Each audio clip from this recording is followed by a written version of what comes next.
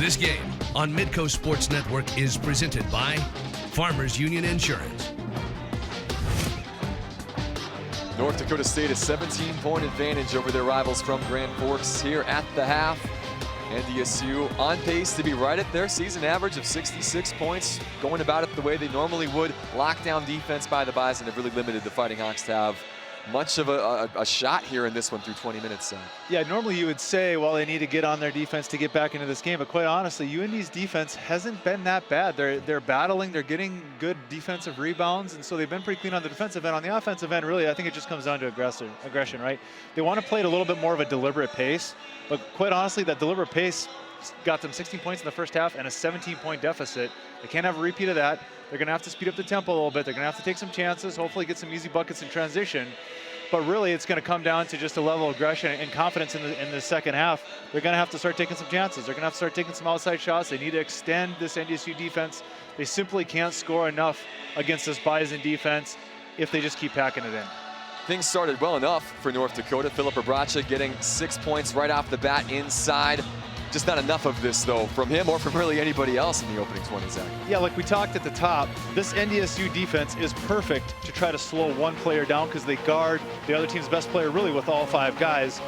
It has to be the supporting cast. We're kind of getting a repeat of what we saw earlier this year where the supporting cast for UND just didn't get it done and didn't put enough pressure on this Bison defense. Rocky Cruiser with 8 points. He and Tyree Edie playing second fiddle to Jarius Cook, who's got 10 to lead all scorers. Yeah, he came out super aggressive both outside the arc and inside the arc. He really set the tone for that Bison offense. 0 for 7 from deep for UND. North Dakota State shooting just under 50%. Rebounds are dead even right now. The one big stat that you don't see here, free throws. North Dakota State's only been to the line 8 times. They're 6 for 8. 0 trips to the line for the Fighting Hawks in the opening 20. And I think that's what speaks to their level of aggression, right? In the previous weekends, they've been shooting a decent amount of free throws. For whatever reason, they just seem to be a little bit passive tonight. But I think the credit goes to this Bison defense. This is what they do. They grind you to a halt, and they make you score over the top of them. It's not fun, and right now, UND can't crack that code. Yeah, unless those threes start to drop, it's going to be awfully tough to get inside. Chance, though, here at the half for both teams to make a few adjustments. We'll see what Paul Sather can come up with in response to what David Richmond's put out there here in the opening 20 minutes. We'll see how Coach Richmond responds and see what they can do to try and see this out to go to 5-0 in the summit. That's what's at stake for this Bison team today. A teachable moment, an opportunity to respond to adversity for this UND team, and for NDSU, how to play with the lead. That's equally important to learn about. We've seen some big comebacks in this series over the years. A couple meetings ago, North Dakota had a big lead. Bison came back strong in the second half.